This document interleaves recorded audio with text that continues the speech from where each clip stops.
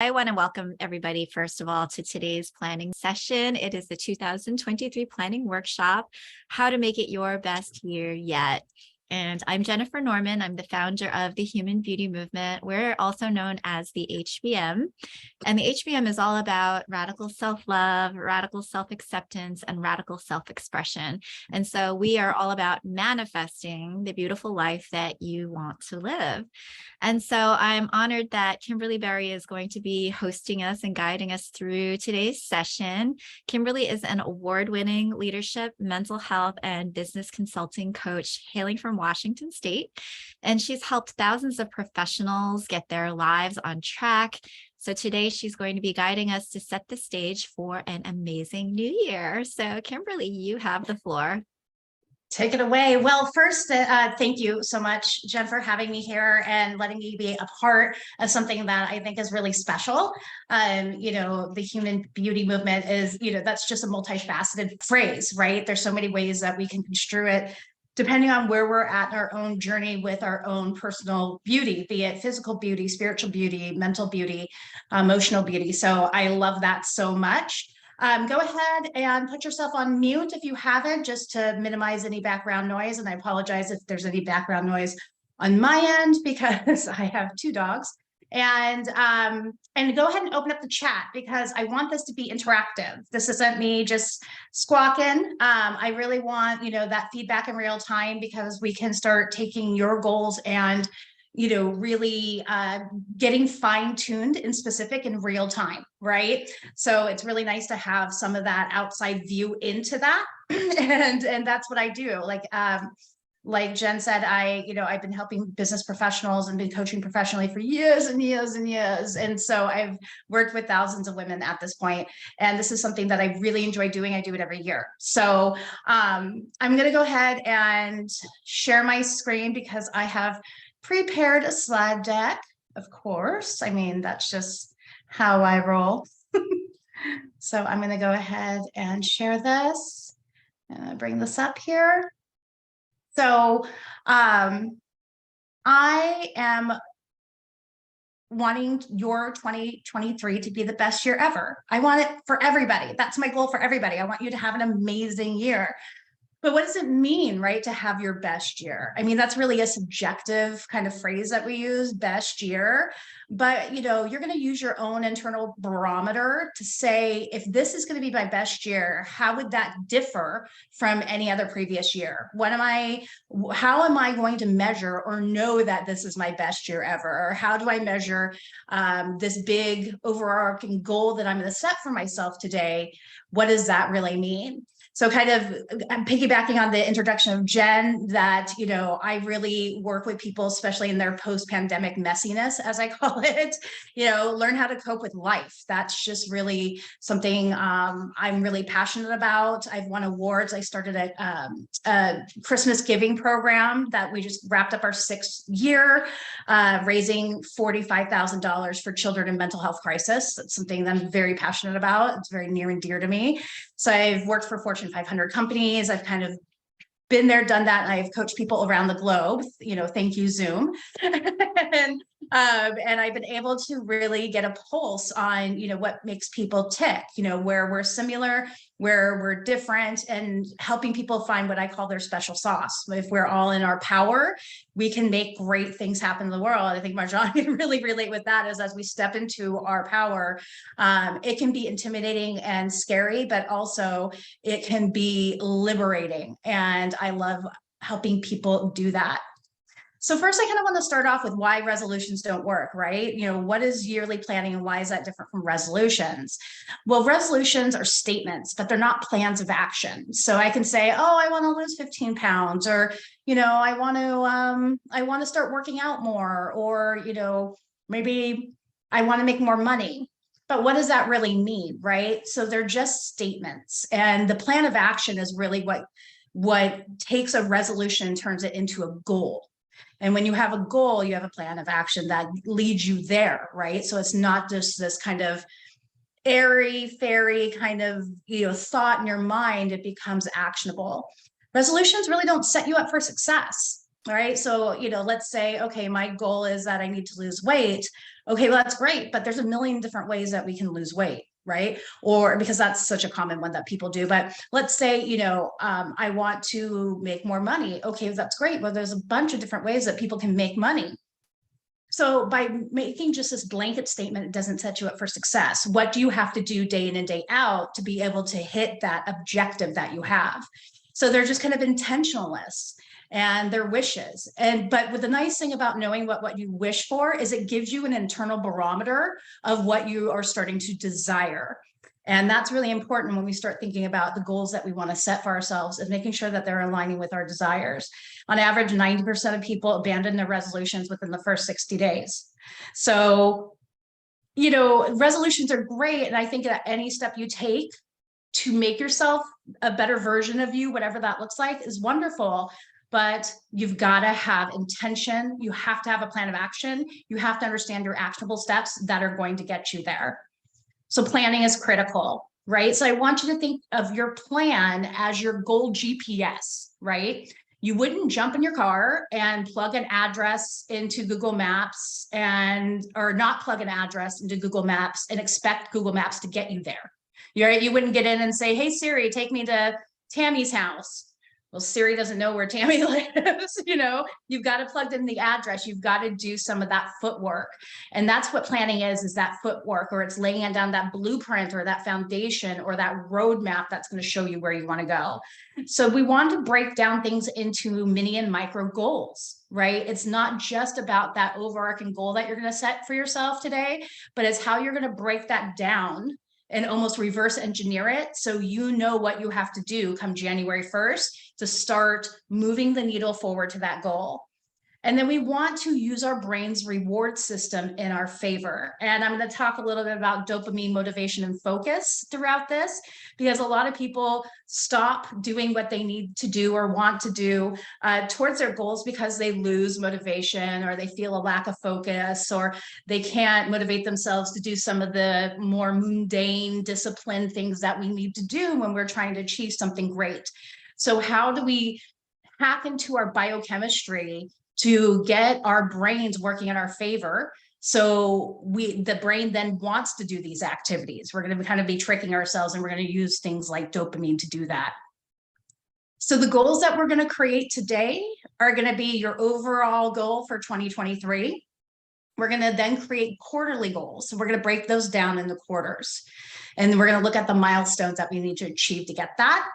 We're going to then break that down into monthly goals, weekly goals, and a daily priority list for your daily routine. So I'm going to show you the system that I use, and I have talked with clients about, and a lot of people use this system as well. I call it the 1, 2, 3 ABCs of how you prioritize and then execute on your day to really understand, what you need to do, what's truly important, because your goal is just one part of your life, but we all know the rest of life still happens regardless of the fact that you set yourself a goal, right? So, looking at when we look at what's achievable, what goal, if our goal that we're setting is achievable, we have to look at it in the context of our life as it is, not the life that we want it to be. Like, oh, if in a perfect world, we'd be able to stop time and just work on this one goal, but that's not how life happens. So we've got to understand how we're truly prioritizing things, because if we're not making our goals a priority, then your goal may not be the goal you truly want for yourself, or it may not be, it may not have a high enough reward to you to push yourself to achieve it. So your goal has got to stretch you out of your comfort zone a little bit. And who likes being out of their comfort zone? Nobody. So, but that's where the growth is, right? So I want to, challenge you to think about how uncomfortable am I willing to allow myself to be to achieve the things that I want to achieve? What parts of myself do I need to set aside, or kind of start to leave behind, shed, if you will? What parts of myself, what do I need to shed within myself, emotionally, physically, financially, whatnot, to be able to kind of come into this next evolution of who I am and how intentional I want my life to be. I just want you to really feel how empowering that is, that you have agency over your life. You have control over your life. You have control over your emotions, your reactions. Even though some of the things in the outside world, I think we all can agree globally, things are rough and for various different people in various different ways, but we have control over how we respond to that and how we intentionally go about our day-to-day lives to try to give ourselves the best life that we absolutely deserve. So goal setting, I kind of touched upon this earlier. I want you to really think about what is it that you truly desire, right? So it's not what you think you should do, which a lot of people make resolutions based on what they think they should do. It's not what others want you to do. This is not about anybody else but you. This is your goal. This is your life. So it's not about what you think is going to appease other people. Oh, if I'm in a relationship, I think I need to, find my passion because my partner thinks that I'm just wasting my life away, right? That's an example of that's what somebody else wants you to do, but maybe that's not where you're at right now, right? So we also don't want to do anything that's been imposed onto us by others, right? When we stay in a state of desire, our desire is connected to our inner alignment. So it's not other people's stuff being projected onto us or imposed onto us. And especially women tend to take on a lot of baggage imposed by other people, right? We can be people pleasers. We can be, nurturers and kind of almost take on codependent roles with people. So we want to think about how we separate ourselves, our wants, our needs, our unmet needs, and our desires into this goal. Because if it's truly coming from us, we're going to be more willing to work for it, right? Because if it's about somebody else, we're gonna have a little bit of resentment towards that goal because it's not ours. So really think about, what is it that I truly desire, right? Because if you're able to make that desire come true, that's where magic lies in our lives. When we're living out our desires, our dreams. That is what having the best life means, is that we're becoming this manifestation and expression of our deepest desires and making them realities. And that is so special to me. So life domains and goals. So a lot of people have a lot of goals and they'll set lots of goals for themselves in various life domains. And I say, breaks. Right? So we want to look at getting mastery over one before we start adding on other stuff. Because when we have to evaluate where we're at in our goal, and we'll talk a little bit about that later, but when we're doing this evaluation process, we're going to go, okay, what's working, what's not? If I'm trying to figure out what's not working and what's working in various different parts of my life, I'm going to get overwhelmed. So we want to, for this purpose, we want to look at one big goal and we want to start small, right? To achieve big dreams, you start with a single step, right?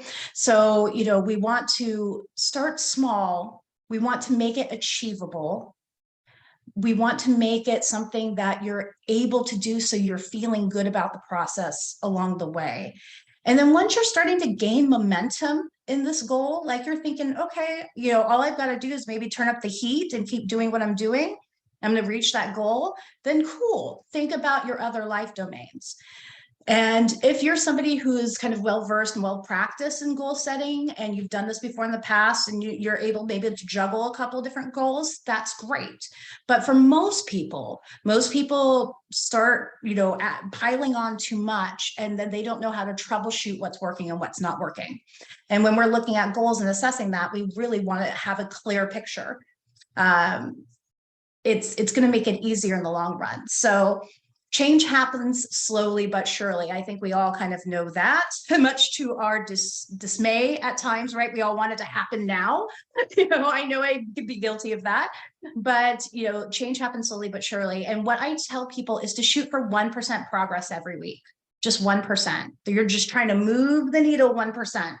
You're not trying to, go 50x out the gate.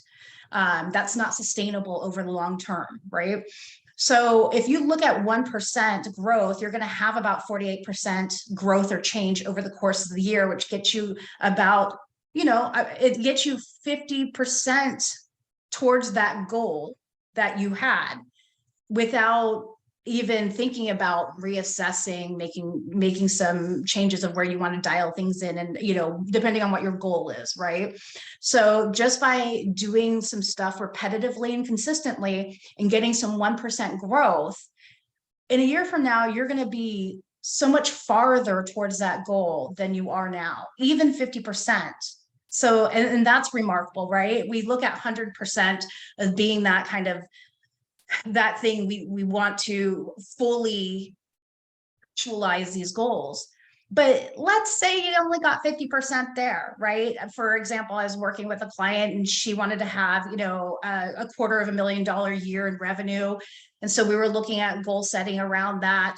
And I said, you did 100,000 this year. What if you did $200,000 next year? Like, would you be mad at that? Right? So we want to kind of have a little bit of, we want these things to be realistic, because anything that's moving you again towards that growth is a positive net result. It's not gonna be a bad thing, right? Because you're investing in yourself. Every time you do something that takes you, no matter how large or small, to your goal, that's an investment in yourself, period, point blank, which is the best investment you can make, right? So we're going to break down these goals. So I want you to choose the life domain you want to focus in on 2023. So I've got some suggestions here. Is it mental, emotional, professional, spiritual? Is it relationship-based, cognitive growth, educational, physical, or financial, right? There's just a handful of life domains that we have. And depending on what maybe our urgent needs are, that might dictate what our goals are.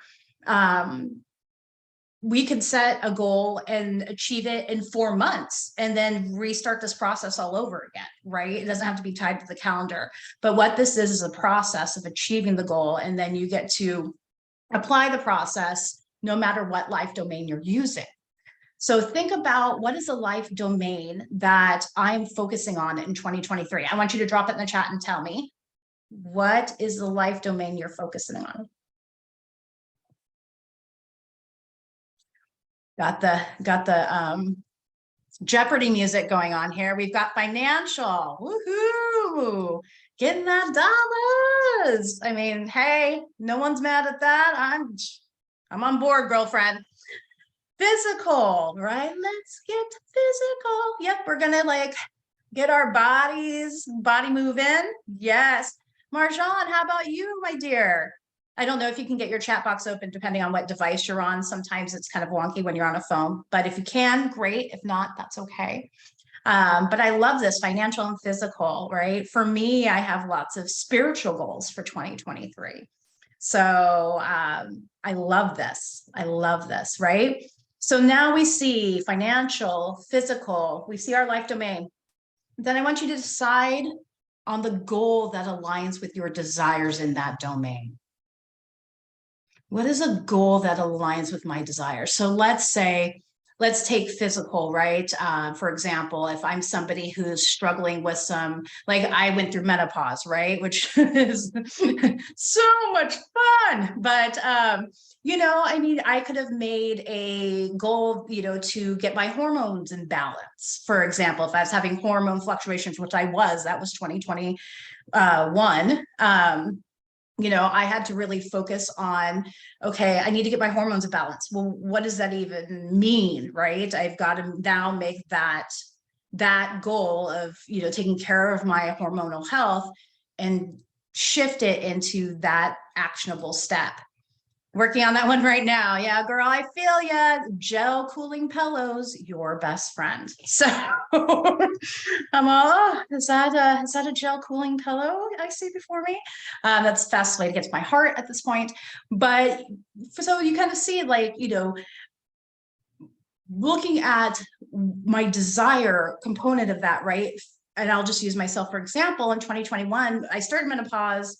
I started perimenopause when I was 37. The doctors were like, "You're a little too young for this." And I'm like, "Well, you tell my ovaries that, because that's not what's happening." And when I was in 2021, no, in 2020, I kicked into full menopause. So I was 43. And again, the doctors were like, "You're really young." And I'm like, again, you know, talk to the boss, because I don't have any control over this. And in 2022, I was having a lot of those menopausal symptoms. And my desire was to really focus on the mood swings I was having, because the mood swings were impacting my relationships with my children. And so that was the desire. My desire was to have that strong relationship with my children. What I needed to do was address the mood swings and that mood component of menopause. So that was the goal that aligned with my desire. And that's what we look at when we look at our goal. Look at, why am I doing this? That's the why. That's the desire. Why am I doing this? How is this going to affect my life in a positive way that's going to keep me motivated and allow me to come out of my comfort zone a little bit and get uncomfortably comfortable in a different, in a whole new different version of myself. So look at that and make sure that your goal is something you truly desire. There's some tie to something that's really going to give you a net gain. So drop in the chat and tell me what's your goal. And I could do it like Oprah, "Tell me your goal." And let's share if you're willing. If not, that's okay too. You don't have to. But look at, I'm building that goal in this life domain that's attached to this desired outcome that I truly want in my life. And that's when we take ownership of our goals, right? If we're doing things for other people, this is where we get those cross connect signals. Because if I'm doing something that's been imposed on me, or I'm doing it for somebody else, it's not going to align with my own true desires. It's not going to do anything to affect the desired outcomes I want in my life, because it's been imposed on somebody else, by somebody else. Hey, Kimberly, Marjan actually contributed in the chat. And so I wanted to see if we could address that, because I think that that's a really good question. Oh, absolutely. Let me pull it up here. Hard to choose so much. Oh, absolutely. I have physical, intimacy, freedom, creative, and financial. Does abundance cover it all? So I would say abundance is an adjective, right? It's not a verb. It's so when we're looking at abundance, when we start getting specific with our goals, abundance is a really broad term. So how do you know if you're really truly getting abundance, right? So that can be really tricky. I would say look at, the physical, the intimacy, the freedom, creative, financial. Which one is the top most important one to you out of all that? Right? Let's say that you start attacking that goal and you get done with that goal in 4 months, then you can start on the next goal, right? Because you're learning a process. So I would say take the big one, right? So if you were to choose physical and you kind of give yourself that litmus test and you're like, but really, I really want to work on my finances. Bing, there you go. Right? So when you start, taking things away from that, you can start to really understand what's important, because it'll pop up to the top. That's what I would do. That's how I would do a litmus test on that. Does that make sense, Marjan? Go ahead and drop it in the chat. I was also going to add that there is a tendency, and this might be a cultural difference. And so if it is, Marjan, let me, definitely let us know. But in some circles that I am acquainted with, people use abundance as a surrogate for wealth, or financial wealth more specifically. And they usually use the word abundance because they're shy about saying, I want more money. They feel like it's almost tacky or not very kosher or, not very nice to say, like, I want to make more money. And I think that relationship with wealth and with money gets in the way of them being able to actually attract more money or more abundance, for that matter. So I think being very specific, as Kimberly was saying, is a good thing. Yeah, exactly. So That's kind of when I always go to, is this an adjective or a verb, right? Because an adjective is a describing word, but a verb is something, is action. So it's always kind of like, okay. And I mean, good point. A lot of people do say abundance and they kind of use it as this cover, right? This covert way of saying. But I've seen a lot of people also use abundance in creativity, right? I want to be creatively abundant because I want to write a book, because I want to start having social media, or financial like abundance because they want to start a business or something to that effect. So that's when we start extrapolating what's really going on and what truly is the goal. So Jen said, I neglected my body in 21 and 22. I think so many people have. Jen, you're not alone in that boat. And I have so many steps and goals in my physical body balancing plan. So I love that. So thinking about what you truly desire and making sure that you have that desired outcome attached, right? So taking charge of my hormones, becoming more flexy, making sleep sacred, building my strength, and losing 75 pounds. So thinking of, what out of those things can be first tackled, right? Because all of those things are going to roll into each other. When we take care of one part of our physical health, it can start this rolling effect. So what out of that, is most important, because I might argue that sleep is probably the most important thing we do to recharge. Our circadian rhythms are so important. And I'll talk a little bit about that when we start talking about focus and motivation. But sleep is not just restorative, but it actually rebalances our hormones. That was one of the things my doctor said to me is, his first thing was, how's your sleep? And I said, what sleep? And he said, that's the first thing we're taking care of, right? So sleep to me is something that is sacred and does a lot of the restorative work we need, right? So it just depends on, again, what is the desired outcome?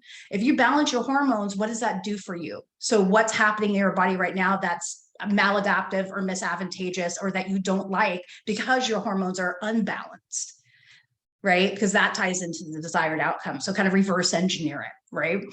Yep, So already started doing all of that. Yeah, perfect. So going back to the desire base, right? We want our brains to buy in, right? These things on our head, they're machines, right? They're our supercomputers.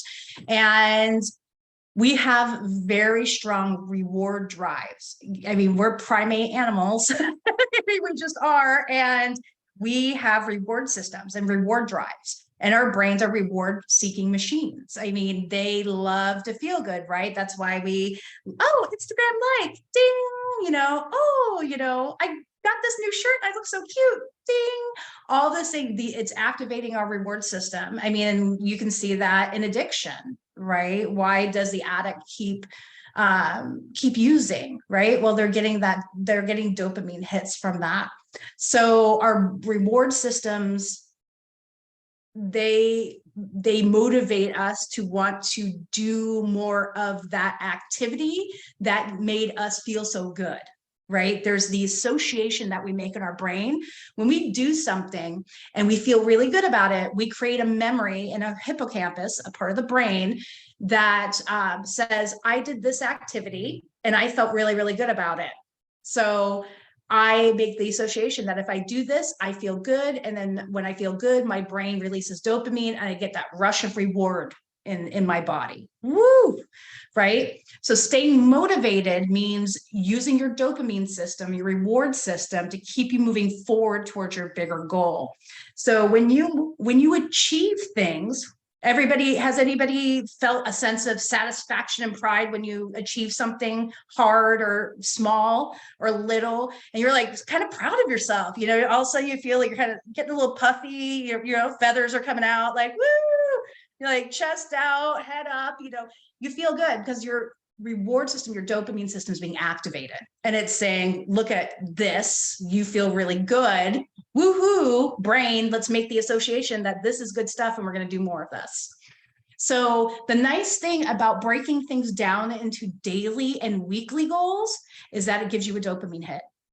When you hit your daily, has anybody finished their to-do list and they're like, yes, oh, everything's done, hallelujah, right? Dopamine hit. So we want to use that kind of biohack to keep us moving, motivated, and focused towards our goal. Dopamine, for people that are not familiar, it's a neuromodulator, and it is in charge of movement, motivation, and focus in the body, right? So those are the systems that dopamine modulates in our brain. And so we can get dopamine by doing really small things like listening to our favorite song. Anybody else have a hype song? I have a hype song. Why? Because it gets you pumped, right? You're like, yeah, dopamine hit. So we get all these dopamine hits that we don't even know about, or maybe not associate with dopamine. We just know we feel good. But what's happening is your reward system is getting activated. A lot of things are happening neurally, in your brain, cognitively, that are going to make associations that doing these activities feels good, i.e. get you towards your goal. Another thing, you want to create a flexible timeline. I know. Some things have got to have deadlines, and I get that, but life happens. What I see a lot of people do is they set their big goal. They're all hyped up at the beginning of the year. Yeah. And then come June, bam, life comes and smacks them in the face and something happens, right? So I want you to give yourself grace that you can be flexible with this. So what if it takes you a year and a half instead of a year, right? Or what happens if for a month you have to step away? Maybe you've had a death in the family, or, maybe something happens and you have a decline in your health. Or maybe something happens, like God forbid, a house fire, right? One of my clients had a house fire, right? And those things happen. So I want you to stay flexible, right? I don't want you to stray too far off that you abandon ship, and that's a fine line. But you can stay flexible with your daily and weekly tasks. But if you notice that, month one goes by, you've had a tragic event, give yourself time to go through that, but come back to this process for month two, right? Don't let month after month go by. So when you lose focus or drive, motivation, create a plan that's gonna activate your reward system to get you back on track, right? That can be a low reward or a high value reward, depending on how unmotivated you're feeling, right? So for example, let's say, a big treat for you is to get a pedicure. Well, if you stay on your daily task list for a week, you get a pedicure. It can be something like that. Or every day, if you are on your task list, every day you get a piece of your favorite chocolate. Chocolate has dopamine in it. So that's really cool. They're like, okay, I'm going to have to sit down and do this copywriting that I really don't want to do. But afterwards, I'm going to have a big fat piece of my Godiva chocolate and I'm going to feel good. Right. So you start doing things. And then after you're doing the things you don't want to do, you're going to give yourself something immediately that you love. So you get that dopamine hit. And then if once you start getting into a daily rhythm, you can make that reward bigger for a week, and then you can push it out to a month. But make sure every month you're celebrating yourself and giving yourself a really good reward to keep yourself engaged. Ooh, I did this all for a month. Oh my gosh, look at this. I hit my revenue goals. I'm going to go have an amazing dinner at my favorite restaurant, right? Super posh, super amazing. I'm going to go do it, right? I'm going to celebrate myself. So make sure that you're celebrating those wins. You're giving yourself flexibility, but you're not letting yourself stray off on task. And when you do, you have a plan. You're like, okay, Kimberly, I know that I don't let myself do this every day. So I'm going to allow myself this little guilty pleasure every day until I'm back on track. And that's going to activate your reward system. So yearly to quarterly goals. So we're looking at these body goals. So have one goal. I want you to have one specific goal. I want you to break it up into 4 parts. So we're going to look at creating milestones. And this is how we're going to really, start putting the rubber to the road. So for example, if your goal was financial, it could look like by 2024, I want to increase my income by $10,000 a year, right? So that means if I was to look at that quarterly, you need to be increasing your revenue or your income by $2,500, right? So that kind of tells you a little bit about, you know, how you start to break this down so it's really manageable. You know, how are we going to take this big, hairy, scary goal and make it manageable? So look at the 4 milestones you're going to create for these quarterly goals that you'll need to reach. And this helps you measure, right? Everybody's probably heard of SMART goals, but if you haven't, these are SMART goals: specific, measurable, achievable, realistic, and time bound. So when we're looking at the goals that we have, we want to use the SMART acronym to give it a test. Is this specific, right? Kind of going back to that abundance, right? Is abundance specific? Not especially, right? So how do we make that more specific? Where do I want that abundance? Or where do we creativity in what? I want to be more creativity in my work. I want to be more creativity in my activism. I want more creativity in my artistic pathway, right? You can start to get specific. It's got to be measurable. How are you going to measure how much progress you're making on that goal? It's got to be achievable. You know, we all want to make $100,000 more a year, and we all want to like be, you know, on a laptop and a yacht somewhere and traveling the world and doing all these amazing things, right? And that can happen. But if you're starting at ground zero, you want to have achievable goal, right? $10,000 is a lot of money. And that's, you know, if that's something that could probably be done in a year, depending on where you're at. You know, if you're running a multi-million-dollar business, then going from, you know, $1 million to $2 million, maybe, you know, that may be realistic and achievable, right? So just look at where you're at and really say, is this achievable? You know, going back to, you know, weight loss, that's something that, you know, I've been on and off my whole life, you know, is losing 100 pounds achievable this year? Or really, should I knock that down to 50 and achieve it and feel good about it? And if I do it at 100, great, right? So look at that, because again, we're looking at your goal in the context of your entire life. We are asking you to make changes in what you do day in and day out so you can reach that goal.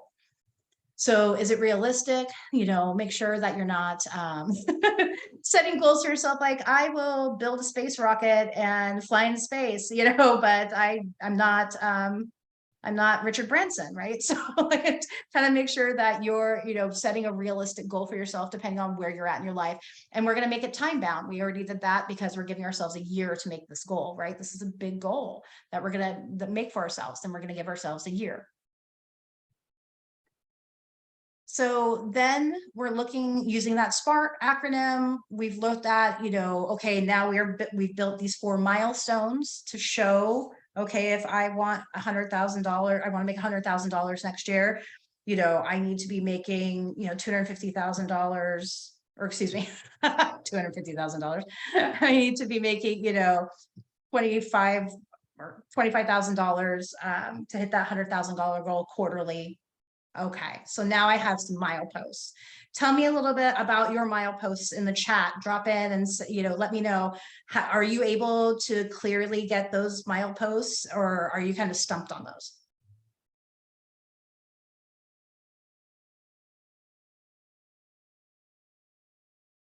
I see lots of writing. So, and don't worry, again, you know, this can be private or this can be public. That's totally up to you. Mileposts are clear. She's like, I got this. Boom. Jen's like, yep. And that's great, right? Clarity is queen, you know, and knowing. And that's why we want to get specific, right? That gives us clarity. If we're not clear on our goals, how can we ever define them and then know if we're hitting them?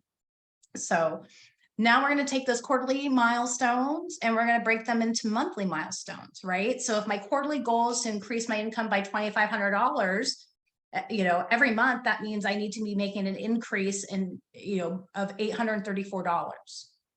So going back to this kind of this yearly goal, right? I wanted to increase my income by $10,000 a year, right? That means I needed $2,500 a quarter to reach my goal. So if I look at it by month, taking that $2,500 and I'm creating math, I'm creating data, then I need to increase this by $834 a month, right? So if I am looking for a new job, right? Let's say, you know, I'm you know, in my job, I hate my job, I want a new job. That means I need to be sending out X amount of sending out or making X amount of contacts per month. So I need to be sending out my resume. How many resumes do I need to be sending out a month to start, you know, making these contacts to try to get a new job? You know, if I'm a small business owner, I need X amount of increase in retail or revenue per month, right? So let's say I sell a product. Okay, well, to hit this $834 mark, I need to sell 10 more of these a month. So now I need to start looking at my marketing plan, right? So we've got some mileposts, 25, 20, 20, 10. I love it. 25, 20, 20, 10. So looking at, okay, perfect. So we've got some clear quarterly milestones, and then Q1 25 divided by 3, right? So that's going to tell you your monthly goal. And I think that's super achievable. I think that's really realistic. You're not like 50 pounds and then, you know, the rest, it takes time, especially as we get older. So I love that that's realistic. It's achievable, it's time bound, and it's very balancing hormones will kickstart me. There you go. So now you know what that goal is to balance your hormones, because the outcome that you want is to lose weight, feel better, all, you know, sleep better, all the things, right? So you're looking at the hormones of being that desired outcome. And then now you have the plan of what you need to do per quarter, and now per month, how many pounds you need to lose and not kill people. Exactly. Yeah. That's why balancing my hormones was number one. And I'll tell you, Jen, here's the ironic part of the whole situation. As soon as I started taking some medications and getting my hormones balanced, the weight fell off. I did nothing different. I dropped 40 pounds. I was like, I've been trying to do this my whole life. Are you kidding me? So like, man. So I stopped caring about my weight and it came off. So I'm with you, girlfriend, with that hormone balancing. It's really, really powerful. And you don't want to kill people anymore. It's the lovely benefit. So there we go. So does everybody feel good about now looking at, okay, I have my overall yearly goal, and then I broke it down to quarterly goals. And then I'm breaking it down to that monthly goal. Marjan, I chose physical. Mileposts are clear, but hard to access the help I need. So it depends on that, because that where I live, that can get tricky. Absolutely, right? So this is where you start to think about what is in your, you know, control and what's not in your control. Make sure that when we look at that achievable portion of the SMART goal, is your goal going to be achievable through your own actions, right? Do you have the control or agency in your life to make this goal come true? And if you need outside resources to help you, clearly define what those are, right? So it says you need, you know, you need to access the help. So identify what is the help I need, you know, where could be places I can find this help globally, right? You're connected globally. And, you know, how will this help me achieve my goal, this help, right? Be very clear on that, break it down.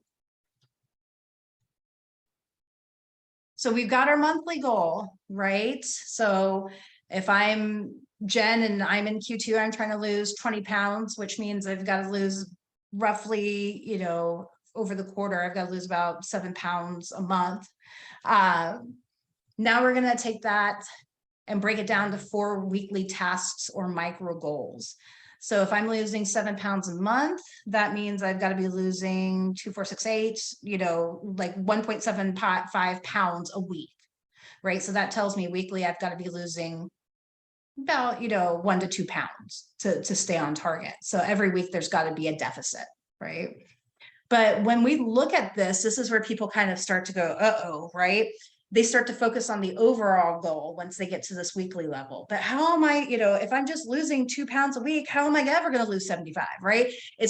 That's when our mind starts to play tricks on us, right? Because that's our ego trying to check and bring us back into our comfort zone. Danger, right?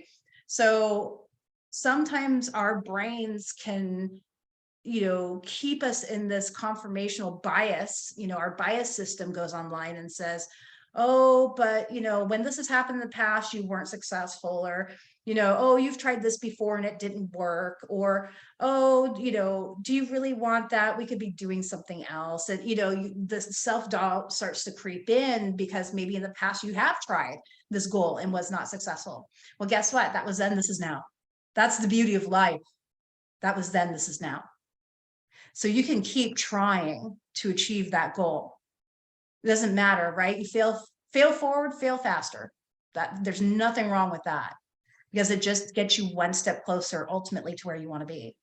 So looking at what is it going to take from, looking at it at a weekly standpoint, if I'm trying to make that $100,000, what is it going to take per week? If I'm a small business owner, I need to bring in that $834 per month.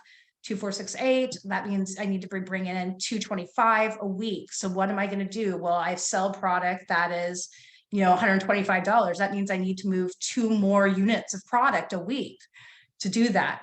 Going back and, okay, now I need to create a marketing plan that's going to support that goal. So if we're looking at physical stuff, right? Okay, I need to lose 2 pounds a week. So what am I going to do?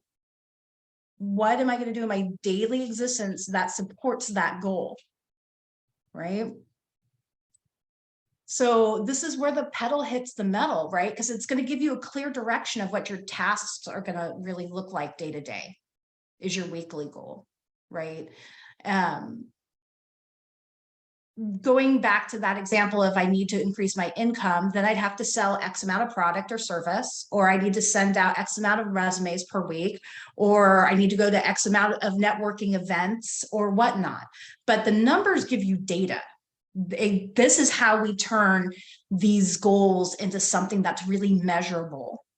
Right. I can, because week to week, especially like in losing weight, results may vary, but you've got your monthly goal. So if you don't hit that 2 pound week and the next week you lose 6, cool. Then, overall you needed to lose 8 pounds in that month and you did it, or whatever that looks like. Right. So this is where we can create data to know that we're really on task with our goals. So one of the questions I love is, well, how do you measure something like emotional growth, right? Because that's really subjective. So I'm glad you asked. So if something is a little bit more emotional based, you've got to know thyself, right? So I use this example of this mom, right? Let's look at this mom. She's overwhelmed. Her kids are just screaming, running around. Life's a nightmare. She's trying to do all the things. Then, life is just it's hectic, right? We've all been there. We've lived busy lives and things get hectic. And, she's pulling out her hair. She's trying to figure out, okay, what am I making for dinner? Okay, I just got off at work. Okay, I need to put this here. Okay, I need to tell my partner this. And, the kids are screaming and she's yelling. She's yelling at her kids. She just doesn't know what to do. She's just like, just be quiet, right? Maybe you were raised by that parent. Maybe you are that parent. Maybe, but, so this person, this mom, she feels bad for yelling. She doesn't want to be a yeller. She's yelling at her kids now every day because she doesn't have any other coping strategies that she feels that works. So what this person needs to do is take a couple of days to kind of look at, how many times a day does this happen? Does this reactivity, does this yelling happen? So if my goal is that I don't want to be yelling at all at my children within the next year, that's right now, you've got 365 days of yelling per year if you only yell once. So let's say you only snap once a day at your children, that's still 365 days, right? So now we're creating data to something that's subjective. I'm yelling at my children, but now I'm like, okay, I'm yelling at them twice a day. And now I see that I'm yelling at them when I'm coming home from work, and I'm yelling at them before bedtime because they're not going to bed every day. So now I'm starting to see where my triggers lie. So now I can start to see, going back to what we desire, this woman desires to have a good relationship with her children. That's her desire. That's her goal. The yelling, that's what she feels is impeding on that ability. So she wants to yell less so she can have that relationship. That's her desired outcome. So now she can create data. Okay, now I need to, if I'm yelling once a day, every day of the week, so maybe my goal for the first month is to just knock a day off of that. So there's at least one day where I don't yell, right? It's achievable, it's measurable, it's relevant to this woman's life, and she can measure it. Let's see here. Yes, I'm clear on those things, and global would help. Would be amazing, but you're under an economic sanction, which is tough. And we can't buy anything from outside the country. This makes everything difficult and complicated. Oh gosh, yes. This course is a gift. Oh, no, it's okay for the delay. Well, number one, I love that, right? So I'm just kind of curious what your actual goal is, what you chose your goal to be, because if it's specific enough, then you know what questions to ask to get the help that you need, right? Because if I was to read this, I would be like, wow, I want to help you, but I don't know how, right? So what is the ask? What is the need? What's going to get you to the desired outcome, right? So what is your desired outcome?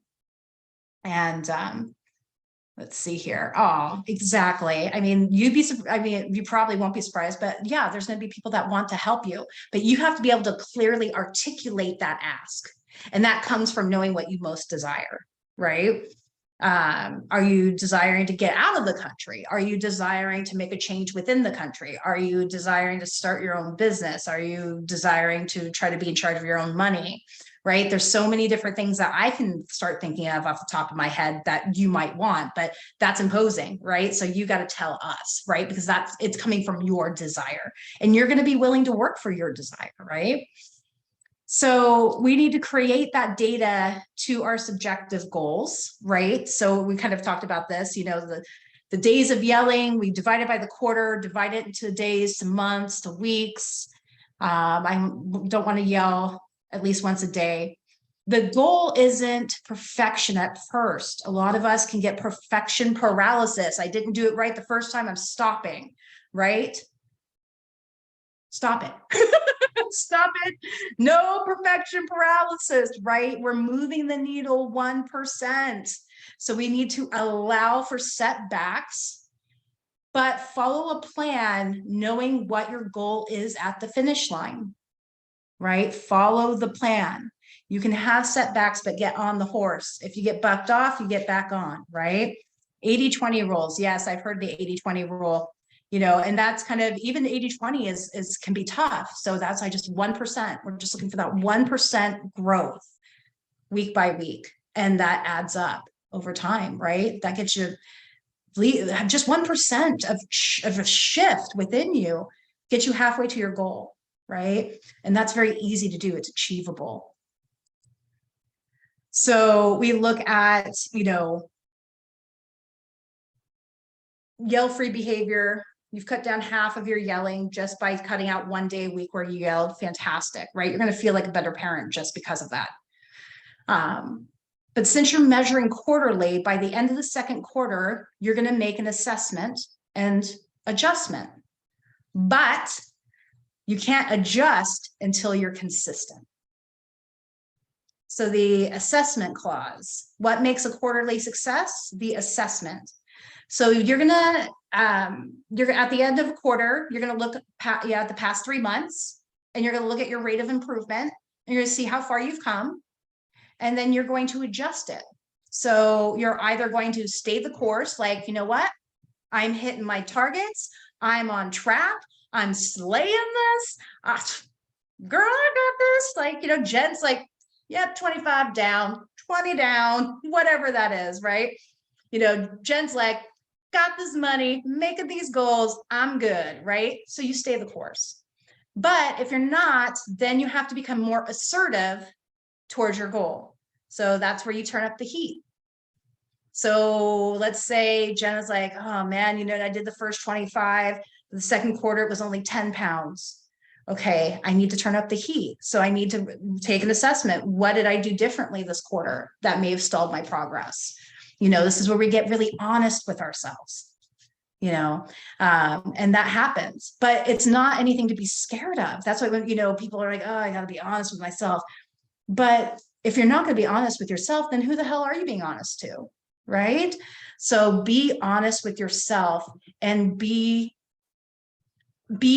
a objective, curious person about what you're doing in your day-to-day life that is moving you or not moving you to your goal. You're like, oh, I went out to dinner one night and then one night became 5 and my weight loss slowed. Still celebrate the weight loss. 10 pounds is off, right? In this example, hello, that's fantastic.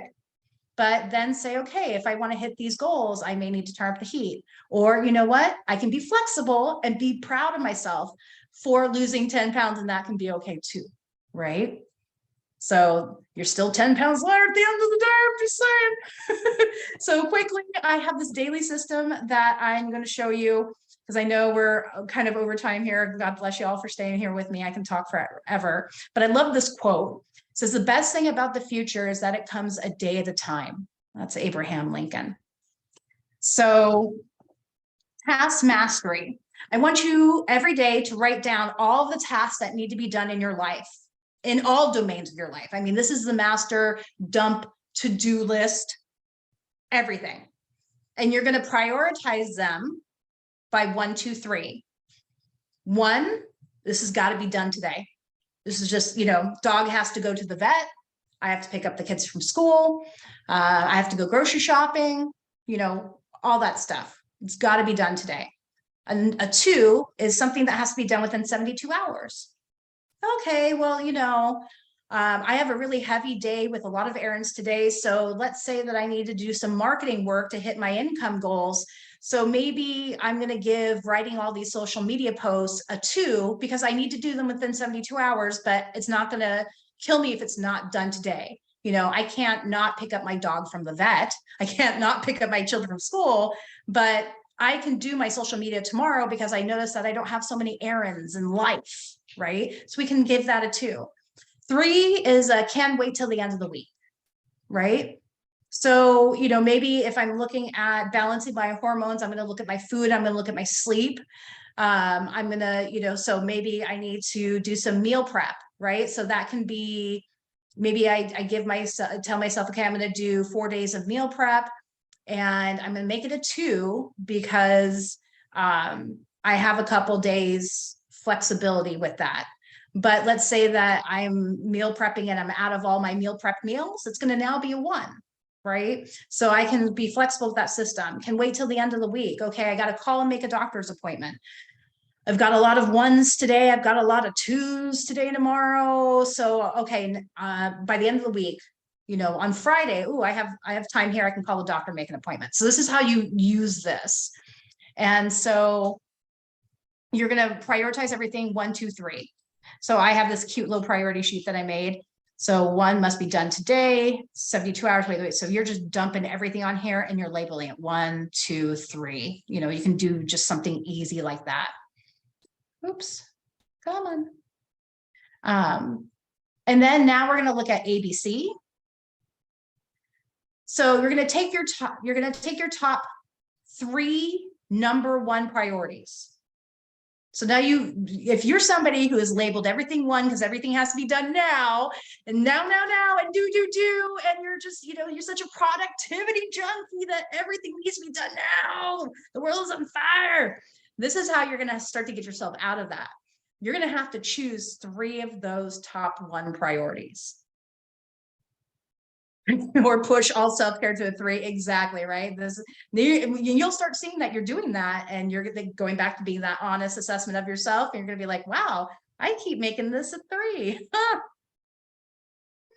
Interesting that I'm doing that, right? Gives you that awareness.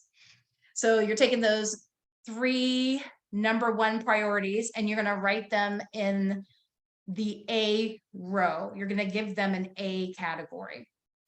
And the A categories get done today come hell or high water. So this is the hell or high water. The next 3 urgent priorities. So let's say that you gave 6 things, number 1 priority.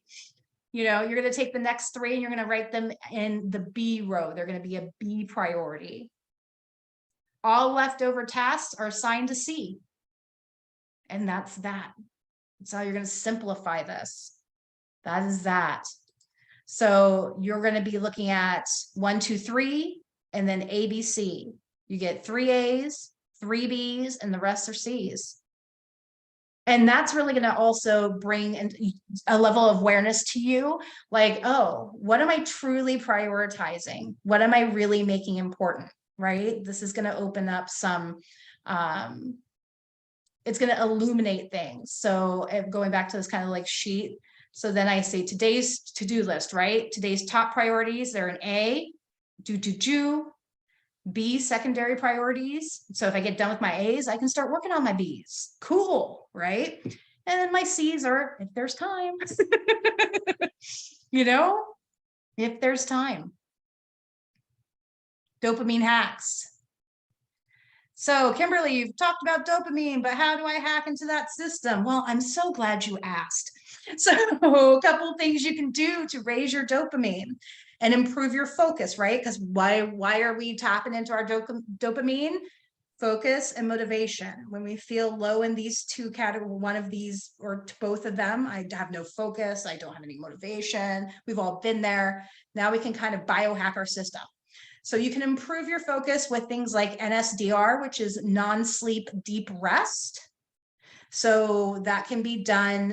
It is just kind of laying down. The key to non-sleep deep rest is stillness. It's not meditating. You don't have to really worry too much about your mind and where it is consciously. It is actually the stilling of your body for 10 minutes, right? So you have to be wide awake and still, which can be very, very hard, but it puts your body into a theta state, your brain into a theta state, which helps relax you and actually helps increase creativity. Hypnosis can also activate dopamine. So some of us have, you know, hypnosis access to it. Some of us don't. But if you do, that's something to consider is therapeutical hypnosis, not circus level hypnosis. Caffeine, it does not create dopamine, but it is a carrier that transmits dopamine through the system. So it is the car. Dopamine, you know, gets transported through your body faster with caffeine. So it's, you know, it tags along for the ride. Cold exposure. Cold exposure is amazing. I do this every morning. That's the upside of living in the Pacific Northwest. I just have to walk outside on my balcony. But being cold for 1 to 3 minutes gives you a nice little dopamine rush. If you can do cold exposure in the morning, it's recommended. Cold exposure is not, you know, you see a lot of people kind of doing like jumping into ice baths and something like that. It does not have to be that extreme. Be 1 to 3 minutes of turning cold water on in the shower to a level that's just tolerable, right? So you can go in the shower and just be like, okay, this is slightly uncomfortable kind of thing.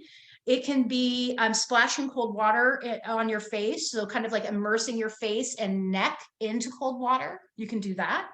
You can just go outside if it's cold and, you know, t-shirt and just kind of, you know, 1 to 3 minutes.